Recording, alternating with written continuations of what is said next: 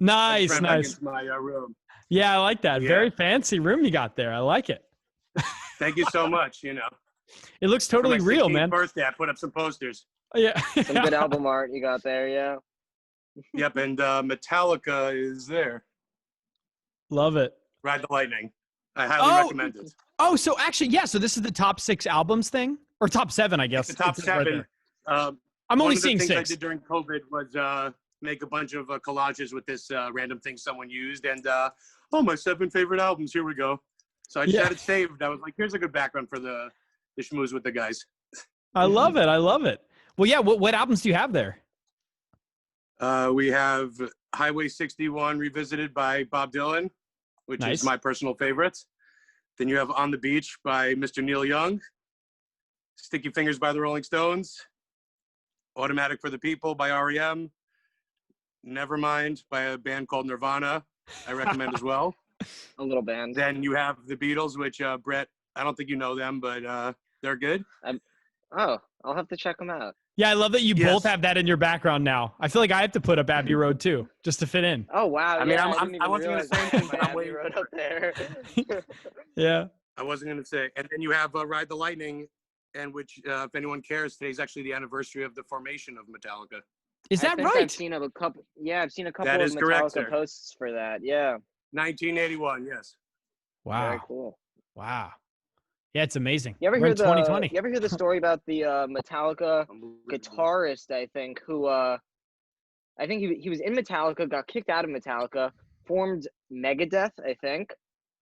I think like one of the guys from Megadeth was like in Metallica, got kicked out, and like made Megadeth. Yeah, it's a cool story. I read about it a few days ago. Yeah, he actually was kicked out of the band because he was a violent drunk, and they were funny drunks, and he was like sleeping, and they surrounded him while he was sleeping on the floor, and they're like, "You're out," and he's like, "When am I leaving?" And they're like, "Your bus is like, here's your ticket, like, see you later." So they were very blunt with him. It was some sort of a rift. I love Metallica since I'm a child, so I know a lot of the backstory. Cool.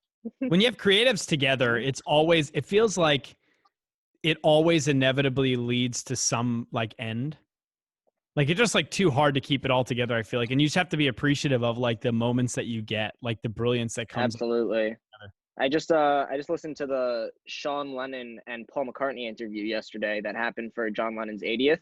And it's just like a great interview that really talks about what you just said and how like Paul obviously talks about like the breakup of the Beatles and how like they were just like two creatives that really had just like done so much together that like at a certain point the friction turns into a fire and you got to leave. Yeah. I mean, I was even hearing it's not just in like obviously just not unique to music alone too. Like, I mean, I've been talking about this in sports also, because you're seeing like other mega teams and like how certain mega teams do well and other teams don't do well. And it all depends on like great players deciding they're going to play a role.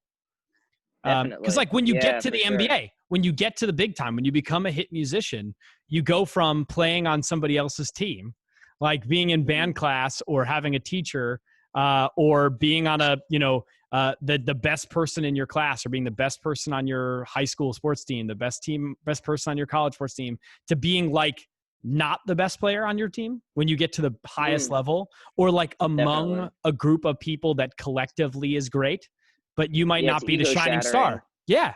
And that must be crazy because you go from being great to being even greater, but not just you. And some people don't handle that well. It's the big fish, small pond, small fish in a big pond type of thing. Yeah. Yep. And at the same time, you need those other people to become really your greatest self a lot of the times. I mean, it's never just you that does anything of any consequence.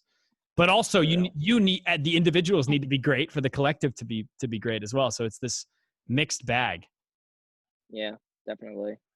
But yeah, Josh, it's good to meet you, man. Partnership. Thanks for doing this. You too, Leland.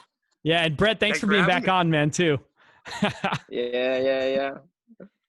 Josh, how you been, man? I like doing stuff like this. Yeah. Well, how you been, man? I mean, how's COVID treating you? It's been a hoot. we've all had to deal with this. I'm still trying to rack my brain about what exactly is happening, but luckily everyone I care about is doing all right health-wise, and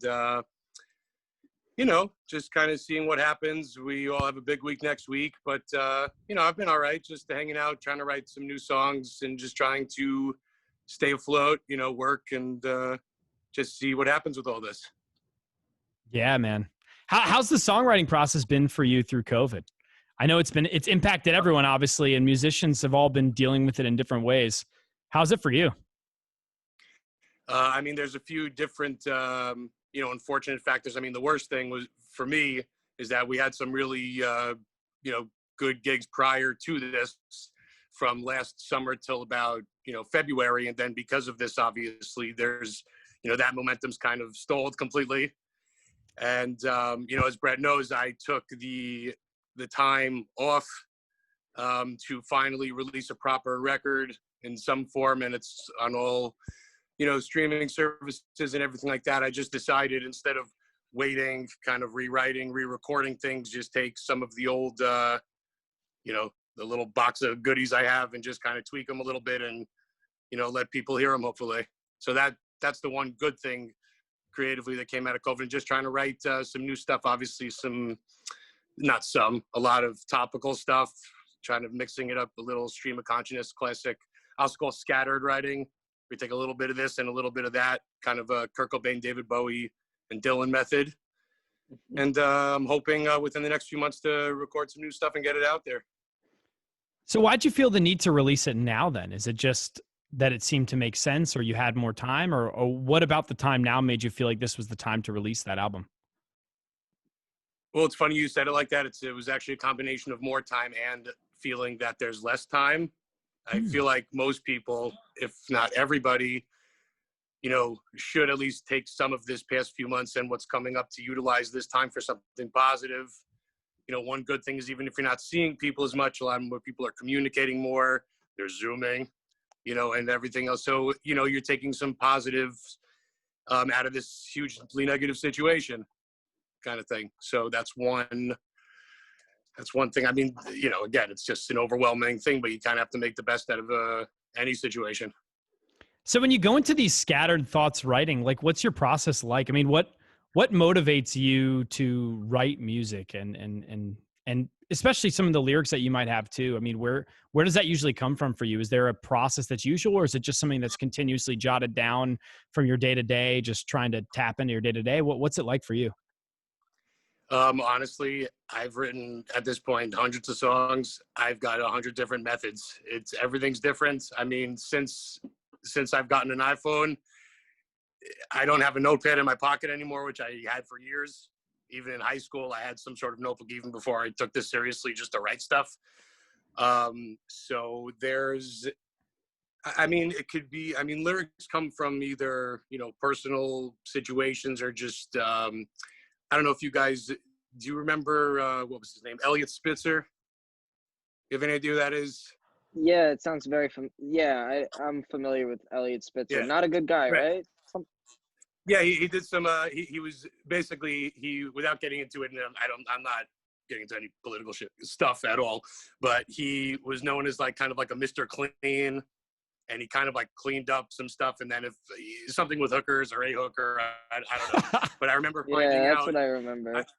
And I just remember, sitting in my room watching, his something about him, and Mr. Clean's in, Elliot Spitzer rather is in hot water, and I remember thinking to myself, I guess completely on my own, every Mr. Clean's got some dirty laundry, I guess. And I remember just kind of oh. And I remember literally it was yesterday, grabbing my guitar, and I wrote a song of mine called Run. And literally it came from that one lyric. And the beginning of the song is, every Mr. Clean's got some dirty laundry. Every winner goes on a losing streak. And it literally just came from that 5-second news clip of watching, this thing on that guy. And, so it could be something like that. It could be obviously a relationship, which obviously there's quite a bunch of those. Religious stuff, some political stuff, but definitely not as, I never like to make it literal, but everything kind of creeps in. Basically, any way of life thing. So you'd say that you come up with the lyrics first then. That's what like generally comes first. It's not so much the chord progressions that you go for, but that follows onto the lyrics. You can't have a set pattern. It's literally like a 60-40 kind of ratio. Again, just to throw out another song of mine, it's called Like a Dead Horse. There was like one stanza that came, literally, I wrote it like 10 years ago. Show me a saint and I'll show you a liar. And my bandmates and I were jamming, Tim and Jon Kurzman and Tim Kessler. And they just started playing something, and literally what they played triggered that line. And I just kind of modified the chord progression I had from 10 years ago, but that same piece of, that same lyrical piece.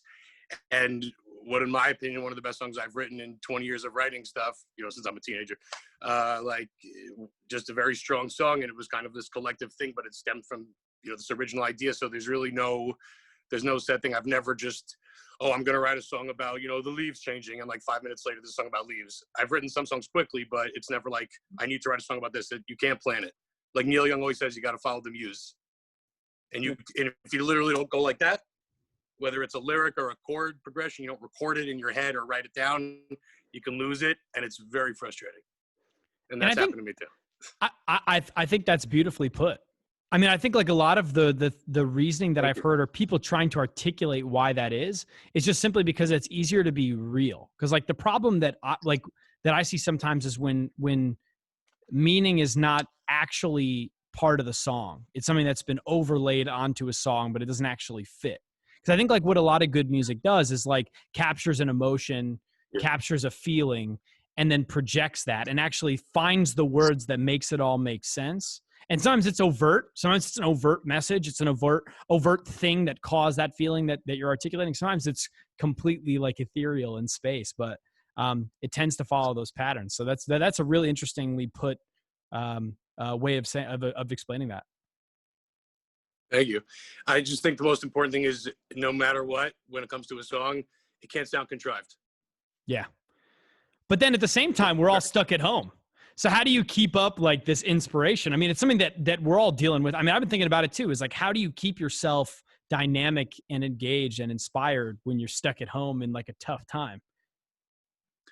You just kind of have to, well, that's what I'm saying. You kind of have to push yourself. Like, again, even just playing, for example, like Brett, like you were saying about what comes first, you could play music, just again, a chord that you play 9 million times, something just hits you when you're playing that chord. So I feel like as long as you're not forcing yourself, you could come up with something, and then you can kind of work with what you came up with, even if it's not 100% something you're into. But I mean, unfortunately, as far as, I keep saying unfortunately because of everything going on, but like, just even a lot of stuff recently for me is just, I wasn't really a big Twitter person before COVID, and I'm not really one now. Like, kind of trying to utilize anything for music promotion. Like, let me try Twitter, and it's just, I can't. And there's been just some, when things kind of linger in your head, you kind of have to articulate it and put it down. So like that has been one way of being inspired, trying to be a little bit, and also just trying to be a little bit less, not necessarily something angry, but like even just going for a walk could do it. I actually stopped to take a piss on a rest stop because I'm working 2 days a week and I was commuting.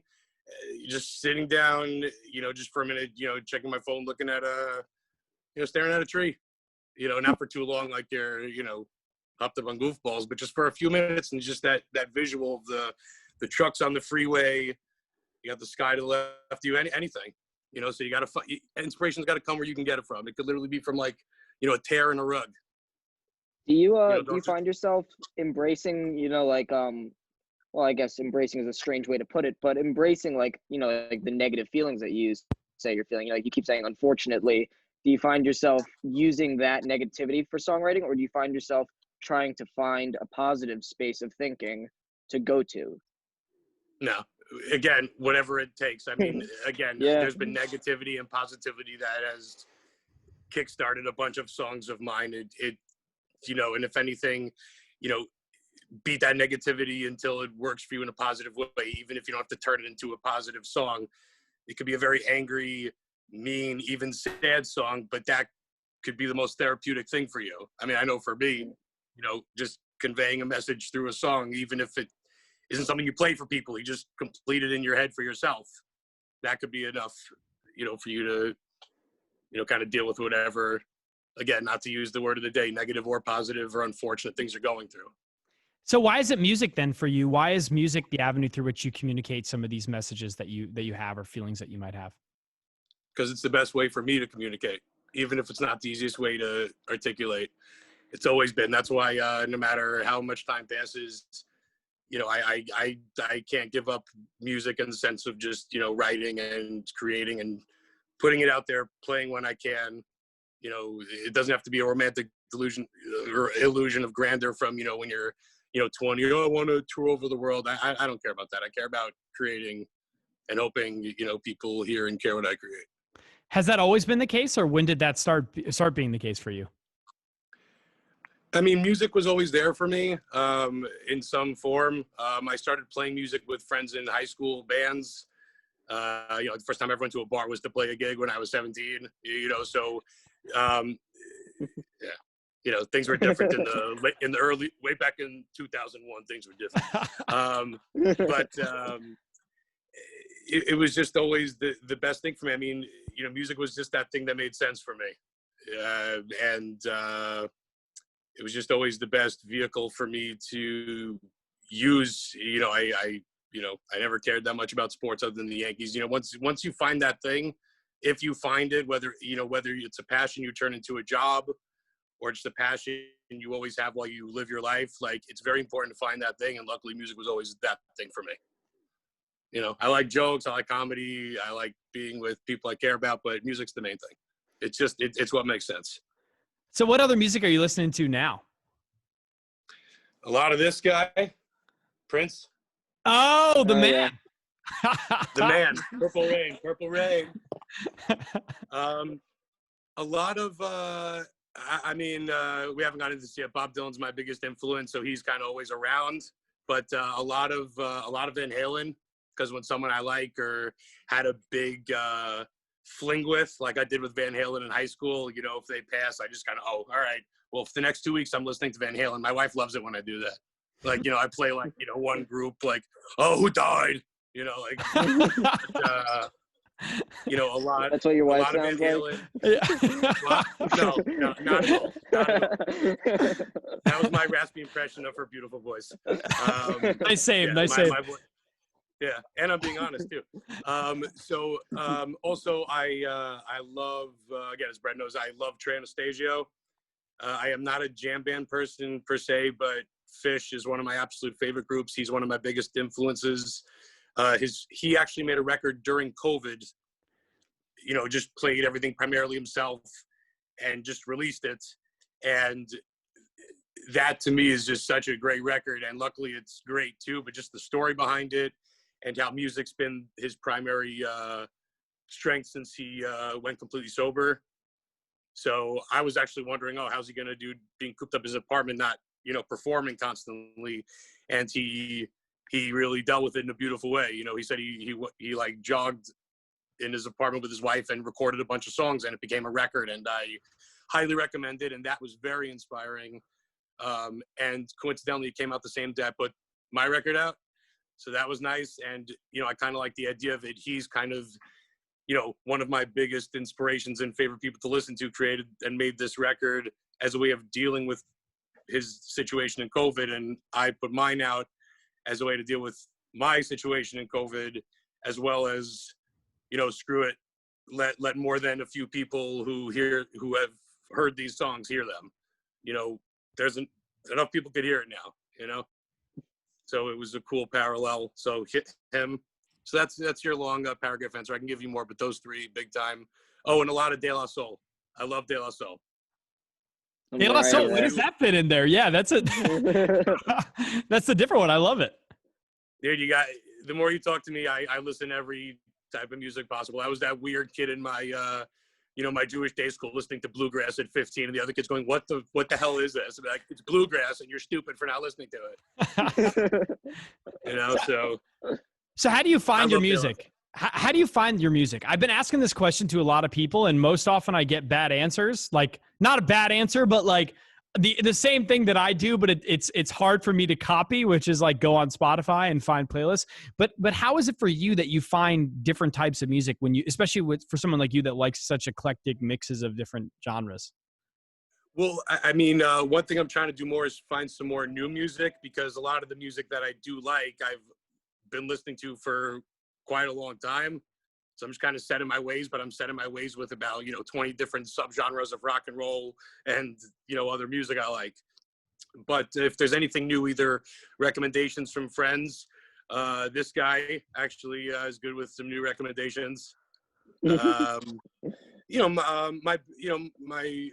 bandmates, some of my old close friends, we kind of share stuff to listen to. But if I'm being honest, there hasn't been that many new bands I've heard that have really grabbed my attention. I'm not saying, nothing's good enough for me. I haven't heard that much new music, more rather new music from people I've been listening to a long time. Like the most recent band I really love is White Denim, and that's already for about 5 years. They're phenomenal. That's a good band, yeah. Oh, I haven't heard of them. Can you tell me more? I've never heard of them. It's kind of like a Texas boogie woogie, a little bit of jamming, 70s classic rock, but in a good way. They kind of have like elements of Steve Miller and ZZ Top, a little bit of even Steely Dan, but like it's like this like quartet from Texas, but like it's primarily two guys with, studio people and just kind of a revolving door since the two early guys left. But they're really good, dude. They have an album. Do I know any of their songs? Is there like, would there maybe be a song I might know? Like what's their hit? Do they have a hit?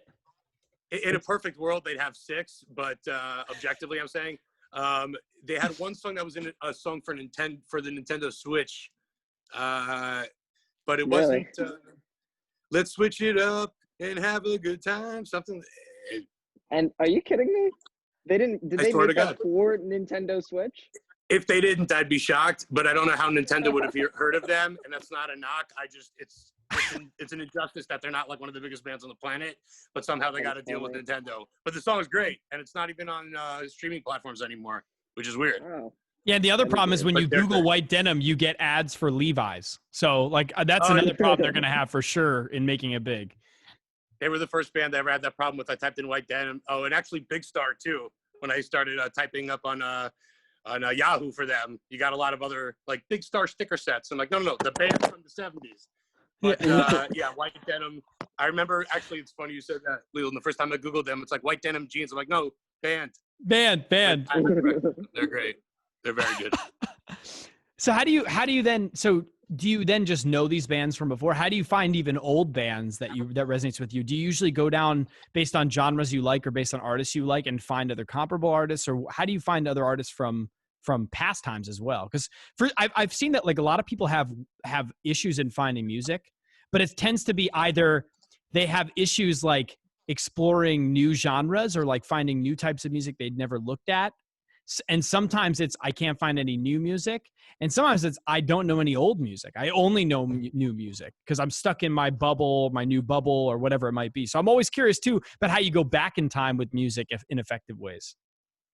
Yeah, I mean, well, it's amazing to me how like, anyone under 20 has this double-edged sword of you have literally access to essentially all music that's ever been recorded literally in your hand. And they listen to like 10 songs over and over again.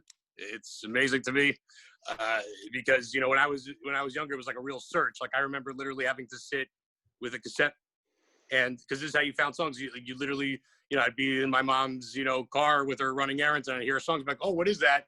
And, you sit at home or with your friend with a boombox and a cassette, and you wait for a song to start, and you press record. And I mean, it was the radio. I mean, I guess now playlists would be, occasionally, like you like this, try this, but you just kind of have to go through a beautiful rabbit hole when you like a band. Oh, what inspired them? I mean, that's how I first started getting into the blues and folk, because I was obsessed with Nirvana when I was 10, 11. I heard Unplugged. I heard him talking about a guy, Leadbelly. I'm like, who the hell's Leadbelly? I remember reading up on Leadbelly, hearing him. It was like the most beautiful, creepy thing I ever heard, but it was the most fascinating thing I ever heard. And from then on, at 14, I was gradually finding, Muddy Waters, Otis Redding, Howlin' Wolf, who's my favorite ever. Big Bill Brunsey, so I guess it's just, you have to find something you like and go, if you care enough to look into it, where did they go? Where did they come from? That's how you find all these other bands. I mean, the Velvet Underground influenced basically everybody. So if you listen to one band, that's any bit alternative or indie, you're going to find them. Like, it's impossible unless you don't care to look. Or the Stooges, if you're a punk fan, or MC5, like, you just kind of have to, especially now, you can just Google a band, you find their history. So you just kind of have to like something and kind of go from there. Yeah, it's amazing, isn't it? When you hear a band that's inspired a band you like, and you can hear the like connection, and you're like, oh crap! Like, if I could hear it, I know where they got it from. It's nice because it shows that interconnectivity between music over time. But it's interesting you say that too, about like having all these songs at your disposal, yet still kind of going back to either the same songs or like often the same sound or the same types of sound. And it's interesting because like there are a lot of things at play. There's something that we've been thinking about a lot. Like, and obviously they say like the music you listen to during your formative years tends to always stick with you and resonate with you. They also say that there's a calming thing when you hear music that you've heard over and over. When you hear the same songs, it calms 100%. you. It's like the same sound that you're accustomed to. But I still find it quite interesting because even me personally, I get into different mindsets where like I need to be in the mindset of wanting to find new music. Or sometimes I want to listen to like hip hop, or sometimes I want to listen to just like alt rock. Sometimes I want like something really chill, even classical or jazz. Like sometimes I want like funk and soul. And I just have these like weird, like different feelings that I follow. But I feel like, cause for me, it's less historically driven or even bands driven. It's more like feelings driven. But that often makes it hard for me to like retain the artists I'm even listening to, like in terms of even keep track of who I'm catching. That's why I love people like Brett, how you listen to music too, which is like very similar to what Josh was describing. I think where it's like you tend to go down the line of artistry and find the inspirations and follow the sounds that you like to find new artists. I think that's a fascinating way of doing it as well. Yeah, we talked about that last week, how like artists have like this linear, like you can really just go down the line and you can see how like the prototype of a genre becomes the full version of the genre, which then becomes like the post version of the genre. And then, like you look at like punk rock, you could go back to either the Stooges or the Velvet Underground in my mind. I guess it really starts with the Stooges though, and that's like the proto punk. And then it goes into like the Ramones and the Sex Pistols. And then there's like this influence of reggae in it and how it brings in the Clash. And like, I guess I wouldn't really call the Police punk, but they have that reggae type of that offbeat reggae type of like white reggae almost, like that's how I would describe it. And you hear and you can see how it just like it's like connects the dots. Yeah, absolutely. I mean, another thing as far as Leland, what you were saying about the emotion thing, I mean, another thing that makes music so powerful is just, I mean, there's certain songs that just remind you of either being with someone or a memory. I mean, just some people kind of chase something that can make them feel the same way, and just it's an association with a memory as much as the song, as much as where you were. And it's also, when you said about the formative years thing, that's 100% true. I mean, to go back to a few friends of mine who grew up with me, a lot of them, including me, love Pearl Jam, grew up with them. I love a lot of their middle career later stuff, a lot of mostly like middle. But then there's a few friends, oh no, 10. Yeah, 10's amazing. But, are you really that big of a fan of a group that has, 15, 20 records, but you only listen to the first 2 or 3, regardless of how successful they were? It's almost like, you're you claim to be a loyal fan, but you're really like a bandwagon fan. Oh, I love them back when, they sold 20 million records. Like, okay. So you don't like them when they take an artistic risk at all, Like Binaural to me is their best record besides Versus. We were just talking about that before with the artistic risk. I mean, I think, we were just talking about that. I mean, I think that it's tough because, the best artists, I think, are the ones who are the most creative, right? And they're the ones who are most real and raw. And like you said, they're not leading with like a musical plan or agenda. They're just tapping into like the real feelings they're having. And like, part of that, you have that map with the fact that you need to be super creative in terms of what you're presenting. Like you need to find things that matter and pull that all together and tap into real feelings and actually personify them. But those same tendencies, like towards creativity, often cause you to reinvent yourself over and over again, at least if you're one of the great bands, because you're just a creative through and through, and you'd be put into a box if you just found one emotion, one sound, and that was all you put out, right? Like that's not what any of the great creatives really are trying to do. Now, if you're trying to commercialize, that's what you should be doing in theory, which is part of the juxtaposition and problem. I feel like how you have artists that have been like put into a genre, put into a box, and some of it is justified, some of it is their own doing, and some of it is not justified. It's time and place genre. But like the difficulty is with that often comes to, there will be different iterations and no one will like every iteration. Like if you continuously change, you'll always find something that people will maybe like if you do a good job of it, if you tap into it for real, but you'll always find things about it that they don't like. Like if you experiment, that's the risk of experimentation in anything, is that you're often going to fail when you experiment. So that's the kind of the juxtaposition too that you have to play with a lot of these great artists, is finding the part of that artist that you like and thinking about them as a real human being, not just someone who's trying to find like a sound that sells the most or something. Yeah. I mean, just to what you're saying, I mean, to me, one of the most,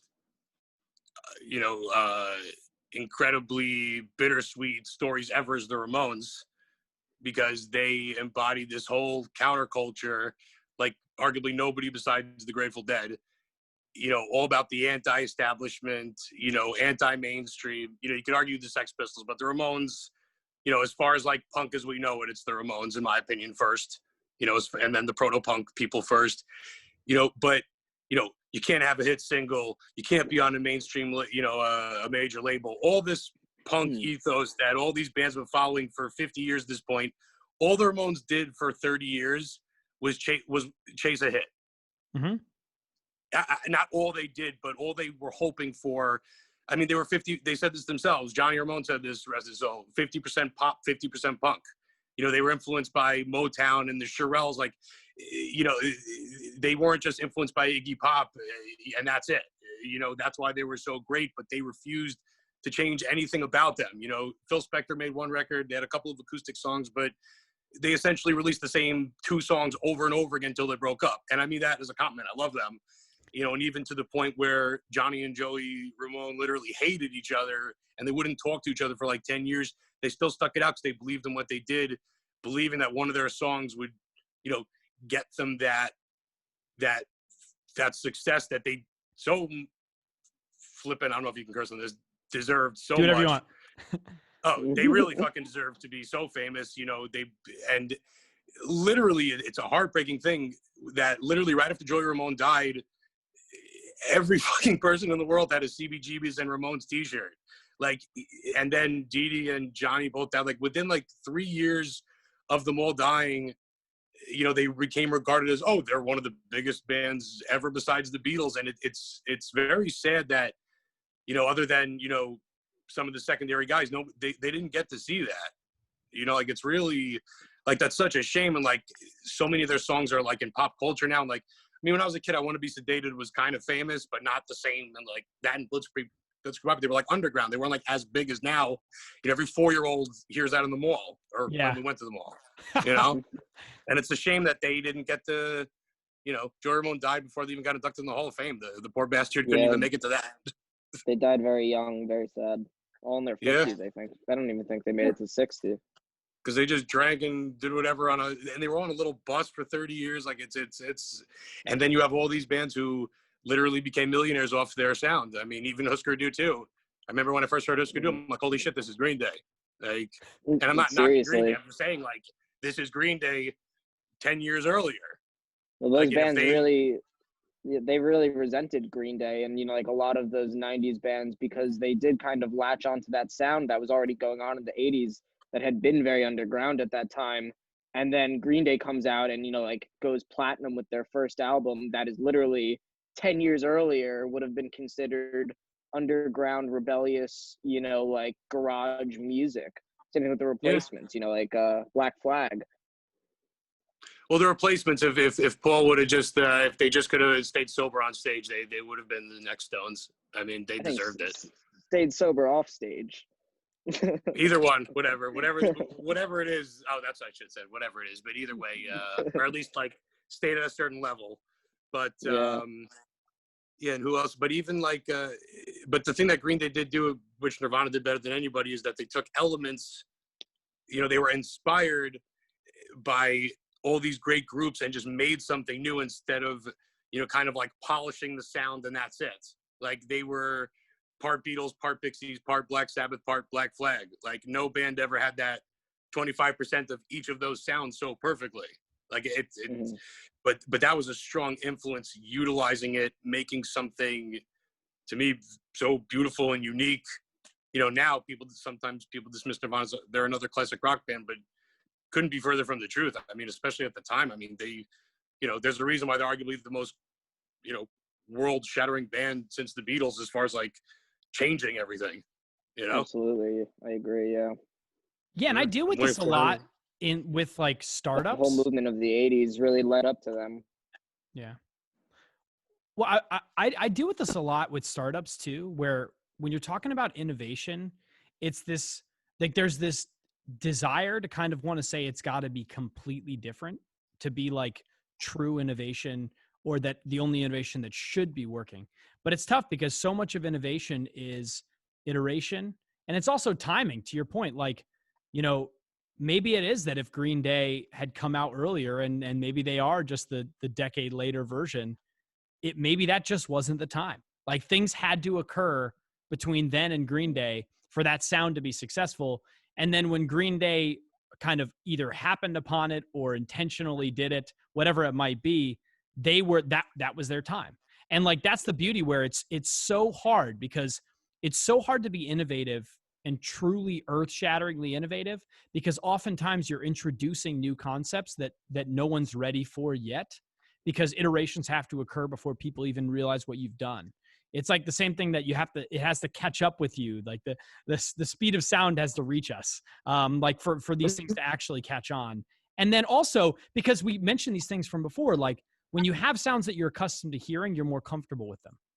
And so it really sometimes needs to be a new process where you introduce this sound to a younger generation and they come up with it and they start making music with it, or whatever it might be. And it's the same thing for anything you're trying to innovate on, any social issue, any business, any company. It's really kind of mixing in all that timing and inspiration and true innovation all into like a sound that is like modern and works now in really resonant ways. Best example of that, in my opinion, in the past 20 years, easily is Jack White. Not even a debate, in my opinion.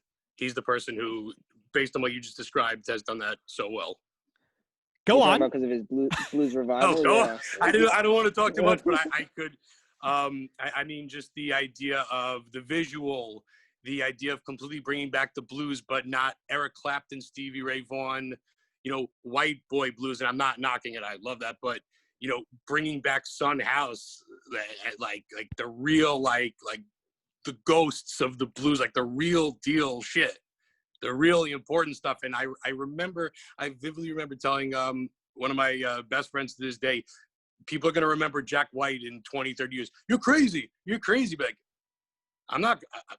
Trust me, this is around the time the Strokes came out too. I mean, like the Strokes too, but like the White Stripes, like this is serious, like because they were like garage rock. They had punk elements, like they just again to go back to that visual component. I mean, they were just such a cool looking thing, you know, like aside from the whole brother, sister, husband, wife, he had every base covered. Like Bob Dylan used to fuck with the press by making up stories about, oh, my family's from the circus, like just to screw with people. Like, and he kind of took that mentality. Oh, I'll tell half the people that interviewed me that were divorced, and I'll tell the other half that were sisters or whatever the hell he did. But everything about him just worked so well, on top of him being an unbelievable musician and writer, and just, you know, a sonic genius, not to mention all he did to preserve vinyl. I mean, he's literally helped bring vinyl back. And, you know, again, like, you know, he made like your granddaddy's records cool because he did it in such a cool, unique way. Like he electrified, like Led Zeppelin electrified the blues in the way they did.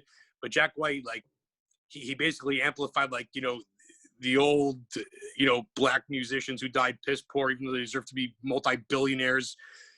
like literally like Charlie Patton was like in Jack White. Like, and to me, that was just so cool because I was into all that stuff already. And then to have like this younger kind of contemporary guy who had a cool video on MTV was just such a cool combination. And then you have people who don't listen to anything classic. They listen to him and it's like, wow, he's this complete innovator, and the people who just listen to mainstream stuff. I mean, he was such like a breath of fresh air, bombing in a lake in a good way. Well, it's amazing when you can find someone who encapsulates all of that. But I also love when artists like that come back. Because one of the examples I've been talking about now is Fleetwood Mac. How have you seen I'm sure you've seen the TikTok now with the guy vibing on his skateboard to Fleetwood Mac, and all these young kids going, "That song is awesome. What song is that?" And it's like, it really like you've seen that, right? And it like brings back this revival of some of this like timeless music that people have lost. And sometimes it takes other context to remind people of things. No more radio, my friend. Yeah.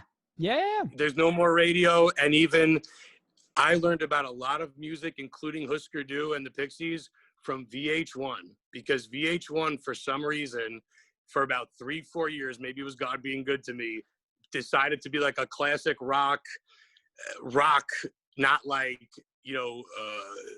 wuss rock, early 90s, because that's basically what it was. It was a pop station. It became like a classic rock documentary station. And I learned so much. This is like, I'm talking like 8th, 9th, 10th grade, that time frame. Yeah. And I literally like retained everything I watched. And that really helped me, learn more. And then, I need to learn about this group and that one and this singer. I mean, I heard about Otis Redding from fucking VH1. So thank you, VH1. Like, so it's amazing how, like I knew Fleetwood Mac. That was one of the few, bands my parents played. But like most of these kids hearing that, I saw this really funny meme actually. I actually meant to send it to you, but I thought you'd crack up. Somebody wrote something like, everyone's talking about how great Fleetwood Mac is. Like, don't y'all have parents? Like, what they do to you? Like, how do you not know this song? Like, how have you not heard this? It's because you don't have, even, people don't listen to the radio as much. You're listening to your own playlist or a streaming thing. You're not getting this, like, it's just not the same thing as listening to the radio and hearing these classic songs or having even MTV when it played music. Just it was all around you, as opposed to everyone kind of having their own phone with their own playlist, maybe share with a couple of friends instead of these universal songs that, 2, 3, 4 generations of people just heard all the time. Yeah, seriously. Something that I think is so funny about what you just said is, I think that a lot of the reason for that is that people, throughout, like the 20th century really is, like younger generation tends to dismiss the older generation as, like being behind or whatever. And, like, that's all fair and good. But the thing is, like Harry Styles, for example, is like the biggest, like, I guess you'd call him a pop rock artist of today. And he has said Stevie Nicks and Fleetwood Mac, like he listens to those albums constantly and he loves, that's why he's good. Like Fleetwood Mac. And all of these people that love Harry Styles, might have been asking that question, what is this song Dreams? And it's like, it's like, it's a good thing and a bad thing that we reject the generation before because it allows us to move forward, really. But it's also, like it's good to have those reminders of, like what came before and why we have what we have now. And, like it's all together.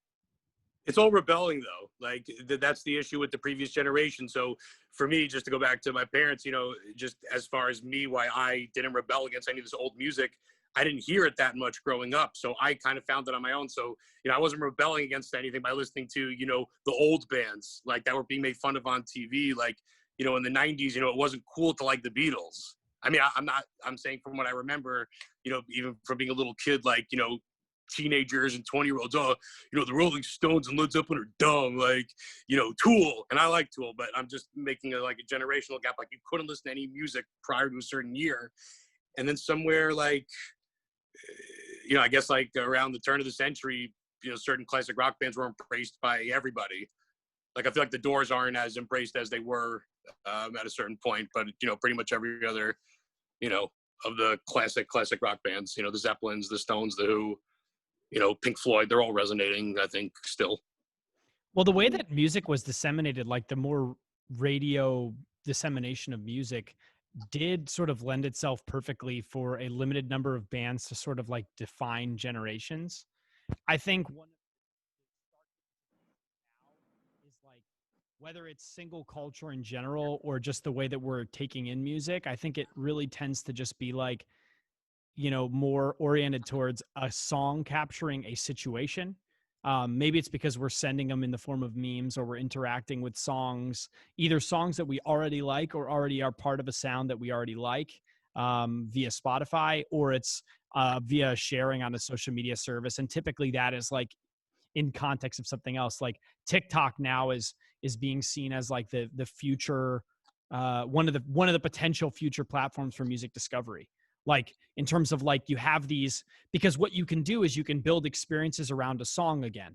Because what it used to be is, you know, everybody was listening to the same music, so you could talk about the music together. So you have that connectivity about the music you're talking to. Now, because we all have our own unique Spotifys, I don't know what you're listening to, Josh, and I'm listening to something totally different. And so now we need to rely on, like, maybe it's these social media networks to show us these songs like Dreams, where we all saw that meme. And so now we can connect on that song. And it's a different way of getting us to the same conclusion, where the songs come to define times, they come to define things, and they come to be almost like a sporting event, in that they can actually connect people into being able to discuss and resonate with those songs. And that's what I love exploring too, because I really think that music is, as is everything else, is taking on a new form, in terms of how it's being made continuously, but also in terms of how it's being ingested. And it's changing a lot of the ways that we think about meaningful music and engage with music in general. Yeah, that was beautiful. I agree. That was beautiful. And I couldn't agree more. It wasn't meant. See, it wasn't meant. It was more meant to. It was funny. I was listening to. We were talking about this before the podcast started, but I was listening to Kanye West on the Joe Rogan Experience, and one of the funniest part in that, which you should definitely listen to if you're interested. Yeah, I'm curious to listen to some of it. I can go off on a riff on this. I already did to poor Brett earlier, but one of the things I thought was hilarious is Kanye West keeps going on these riffs, and like a couple times he had to stop himself and be like, ding, like let Joe Rogan even talk, because his mind, he was like cognizant of the fact that he was trying to say something that would spur a conversation or a thought in Joe Rogan, but instead he was spurring it in himself. And he was like playing a conversation with himself. And then there was another thing in it where he, he brings up like, when he's talking about the way that he sort of like brings forward different ideas, he's thinking about it as like colors and piecing it all together. And I only say that insofar as I meant it to be something like, I didn't mean it to be a beautiful piece. Cause like, even there's another part where he talks about how he throws out this wrong example while he's riffing. And he says, I'm sorry, I just wanted it to sound fire.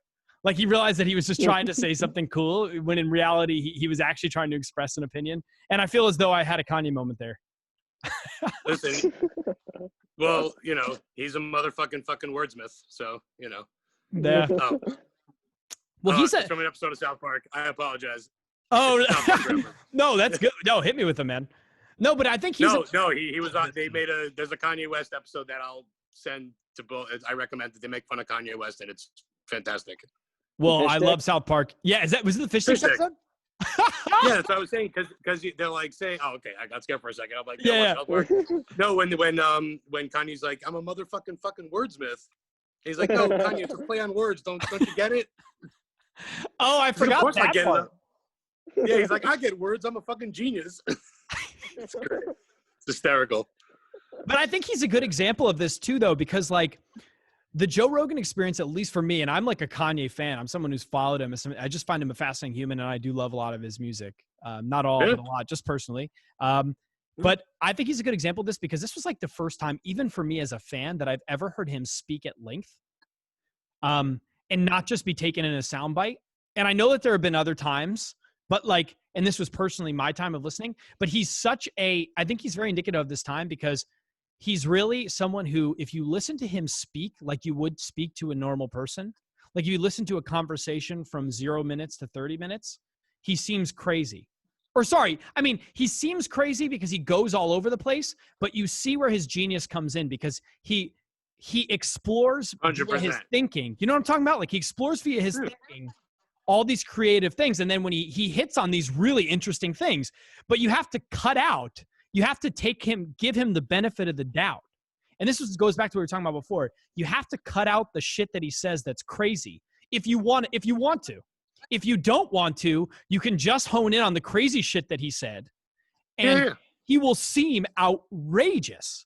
And he will seem like a dumbass. And he will seem like he's so out of touch, because a lot of stuff that he says is.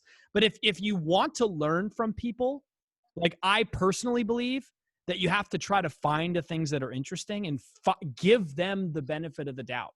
Like when you're listening to somebody else, listen to find what makes sense, not listen to find what they said wrong and could have said better.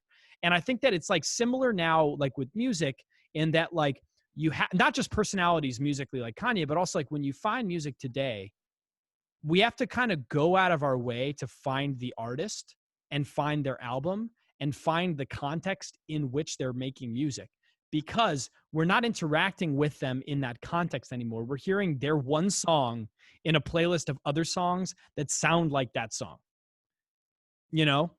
And I think that is radically changing. Exactly. And that has radically changed the way that we take in music. And so that's why I love, in a way, interjecting this intentionality with which, again, we can look at bands and like try to, again, look at the context through which these people are making songs, look at the people behind the songs, look at the things that they find meaningful behind the songs. Because like the things that resonate for you when you make your music are really important, because if it's going to click with people, it's because it's a broad thing, but it's also so beautiful to hear about your journey. And like that has shaped the way that you make music, and your inspirations have shaped the way that you make music. And that's really interesting and cool to look into. But I just point this out because I think that it's harder than ever for new artists to be looked at in that light, because now it's not about you yet. You have to convince people first to find you interesting. And then you have to fight against this, like being put into a box or being defined by everybody once you do. So it's always been difficult, I think, to navigate it. Hence why so many people have like mental health issues, like when they're famous or, you know, as we talked about before, dying way too soon because you're living that crazy life or whatever it is. Yeah. But I think that's just like I don't know where I'm even going with this, but those are just some of my like scattered thoughts on like the subject. That was, once again, that was absolutely beautiful. You really I was thinking that was pretty good.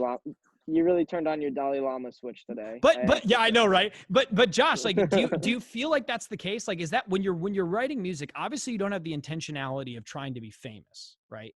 Like, or I hope you don't, because I hope that of course you want people to listen to your music and you want people to like your music, and you would like to be famous, because being famous in a way should mean that you've made music that people want to listen to. But like, how do you navigate that when you're putting out music, like intentionally wanting to be heard, but also wanting to continue to innovate and like put together songs? Like how do you navigate that the new reality of music, especially given that you have such varied inspirations that go across generations and genres as well? I mean, well, I've always said, well, I've said for a long time, like, I don't care about famous for me at all. I care about songs being known, but you just kind of have to navigate it, because it's an unfortunate, you know, I keep the damn word. It's just hey, it's an unfortunate time. It's fair to say that. Yeah. At least I didn't say unprecedented. That's like the buzzword for the past like year. You have to navigate it, because it's just, let's say you want to be a dancer, but you hate, you know, being in public. If you want to make a living being a dancer, you're going to have to get over, you know, being around public people. Like, I used to have terrible stage fright. Like, I couldn't sing in front of somebody, but I remember thinking to myself, well, if you want to write songs, realistically, you got to get over that shit, or else you're not going to be able to do it. So, you know, you have to navigate it to kind of, you want to kind of just kind of separate the two things and hope.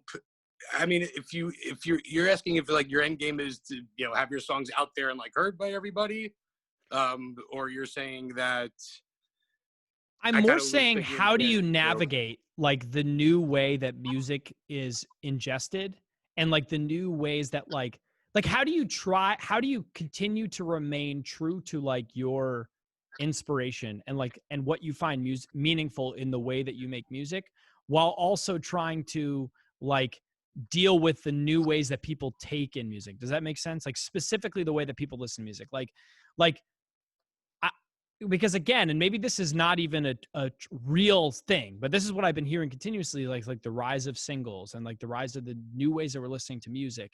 Like, in the context of the fact that musicians are often like, they're like creating real albums, and they're like, you know, these are contextualized songs that have meaning both together and as individual songs. And like, especially for someone like you that has that really rich knowledge of music backing it, and like all these inspirations that come from a different time. How do you like take all of that and navigate it when you're making music? Does it impact you at all? Does it impact you not at all? Is it something that you have to think about? That's what I'm really curious about, especially in light of new artists out there who are dealing with similar things. Yeah, I mean, I try not to think about it, just kind of, you know, the one good thing about this new world, in a sense, like as far as getting yourself out there, is that even though, you know, you're basically in a pool with everybody else, but, you know, you kind of have to just kind of hope you find some connections with people and hope it builds, unless you get lucky and can find a team that really wants to push you, or you have the means to pay someone to kind of get you all over the place. You know, for example, how I met, you know, this dude right here. He posted about a song I love. I don't even know how I saw it. I commented on it. I'm like, hell, you know, and I checked his page, and I just took a shot and messaged him. I mentioned how we have a lot of the same music taste, and we had like a couple of really good conversations, and here we are now talking. So you kind of, you know, I wish I could meet, you know, 10,000 of both of you, and, you know, that would, you know, I'd be set in theory. You know, I would love to, but I'm saying it's very hard how you can basically connect with so many people. And it's beautiful in the sense that you could have your music in theory heard by so many people, but so can everybody else who's trying to get their song out there. And, you know, the 9 millionth cover of a Miley Cyrus song is a lot more appealing than someone who's writing something unique, because you know that great Miley Cyrus song. So, yeah, I'll listen to this person cover it instead. And then you have, you know, people trying to get their stuff that they created, started from scratch, just hoping anyone gives a shit enough to listen to it. You know, so many of them just fall by the wayside without even getting heard, because, you know, someone would rather hear, you know, the cover of someone playing, you know, some Jay-Z song on spoons, you know. So you're kind of like, you kind of have to, you kind of set yourself up for that. Again, the double-edged sword thing, because you have to be prepared. You know, you can have one person hear your song and they play it for their uncle, and then, you know, it becomes viral and you're famous. But you're going to be famous for the next 20 years. You're going to be famous for 10 seconds. And then you're going to be a miserable, you know, piece of shit because you had that success and it's gone. You know, because so many people, you know, make it in whatever industry they want to, and they're still unhappy and they're still miserable. You know, so, you know, you just kind of have to be happy with yourself, you know, regardless of what happens with your music or your painting or your, you know, your articles or your podcasts or, you know, whatever. You just have to enjoy it. Like, that's the thing that I kind of told myself a few years ago. Regardless of what happens, you need this for your soul. It doesn't matter who hears it or not. You want other people to not say it sucks, but if they do, because I don't think so, and that's fine. You know, it's for you, not to the two of you. I'm saying to that proverbial third person. The proverbial, but, yeah. Yes. So you have to. I think the most important thing as far as the navigation is just to have a strong sense of who you are. You know, and be comfortable with who you are and know who you are. So, you know, whatever happens, you know, you at least have that to go on, because I feel like a lot of people aren't happy with who they are, and then they become famous or a public figure. Oh my God, you're my hero. Why am I your hero? I got lucky and I'm still the same miserable person I was. You know, so you need to, you know, the only way to really navigate is to be comfortable with yourself through any of the navigation, good or bad. Because if you have that strong sense of yourself, you know, trying to go through all these new mediums, it doesn't really matter what happens in a way, even though you want it to work out, obviously, in a positive way where people like what you're doing. I love so that. I guess, thank you. I was about to say, I hope it didn't go too long, but yeah, you basically have to be happy with yourself to navigate. And I think that's a great message. And I hope that you keep doing music. Obviously you will anyway, because keep doing it for you. But I also hope that people can use experiences like this where maybe they've heard your story, and can keep maybe interacting. Oh, there's a lot more to the story. Media. Yeah, exactly. Yeah. Like, and this is only a piece. No, but that's the whole thing, where hopefully, like, you know, venues like this, or your social media presence, or your just continued way that you make music, you know, hopefully people, even if they're not used to listening to the style of music that you make, or have the same inspirations in the music you listen to, you know, maybe this can inspire more people to check out what you do. Because I also think that a lot of things that we should be doing, all of us as listeners, not just creators, should be continuously looking into these stories and exploring other people's, thoughts and feelings and way of presenting things. Cause I'm constantly finding new forms of music that I like. Even recently cause I always said that I like every style of music except country. And even now I found some country songs I really like. And I know that was a bias that I had put up. It was a bias that I had put up incorrectly. I'm going to get your number. I'm going to send you some things. Please. Yes. And that's exactly what happened, where I was like telling people that I don't like, it was just more like I don't listen to country. No. But then I found some great songs, and it's like the same thing where is Johnny Cash country to you? Okay. I guess yes. Yes, he's country, but also I was kind of like, okay, that was maybe a little different. But I don't listen to Cash much anyway, so I was still kind of saying I'm not really a fan. But I do. Some stuff for you.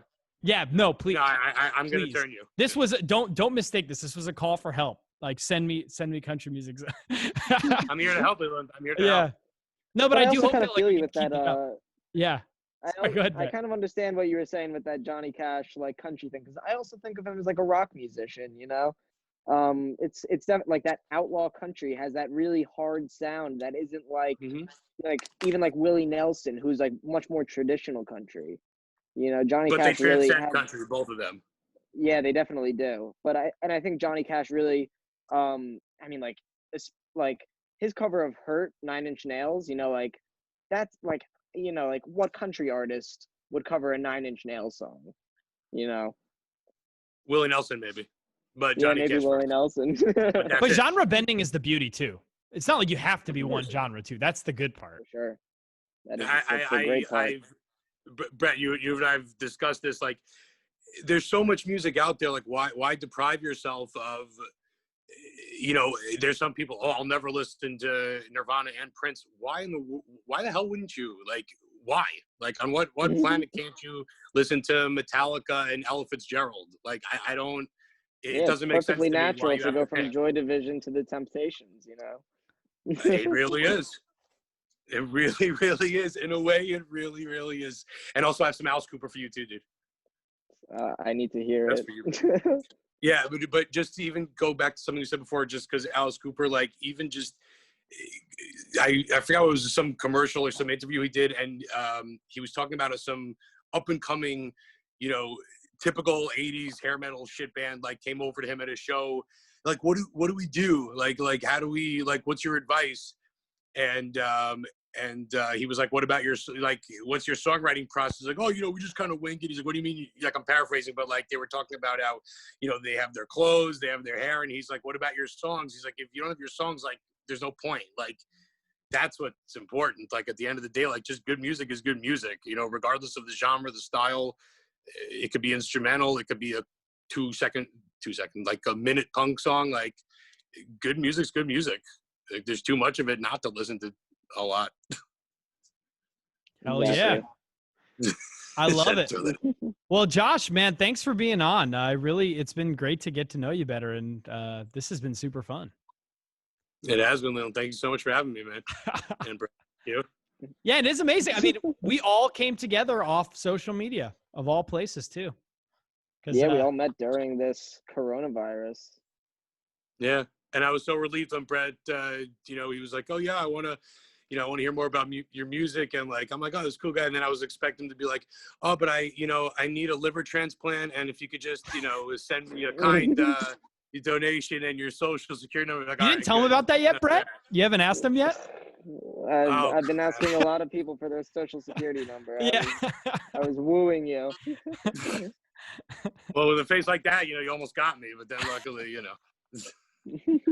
and those earbuds too. I was like, all right, well, he needs new earbuds too, and a new liver or kidney, whatever I said.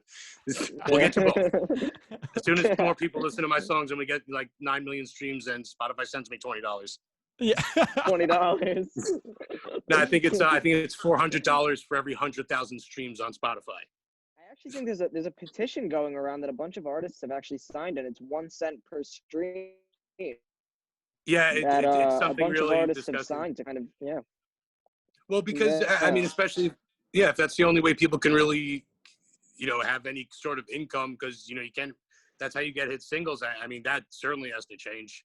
I mean, that's just criminal. I mean, like, you know, some famous producer, I think it was Desmond Child, somebody was saying how he got like such little money for like a Bon Jovi hit that he wrote, like Living on a Prayer. Imagine like someone was just trying to make it, especially now with COVID, they don't have any touring or any sort of local shows. Like what I do, I play everywhere, but only local, you know, and luckily I have a job, but like for people that their only income is that, and you somehow get a moderate hit going, you don't deserve some decent income for that. If that's your only source of living, like, come on, it's bullshit. Yeah. Come on, Spotify. Someone's got to talk to Mr. Spotify for all of us. Well, we're still figuring out this new frontier of streaming. As much as they want to make it seem like we know what's going on, it's still something that's being fought. Because I mean, even YouTube was crazy in the beginning before Vivo came out. It was pretty much treated the same way as radio. And so we got to figure out like the next generation of streaming, how we're going to deal with this. And it's got to be artist led, because like anything else, you know, the creators are the ones who truly hold the power, as long as they can band together to wield it. We'll see. Absolutely. But it's hard because now Spotify is like a huge place to go. And so now Spotify owns the customers. They're the new label. And you got to play the game. But we'll see how it goes. Yep. You gotta do what you can, and just, as the greatest of all time, Road, you got to keep on keeping on.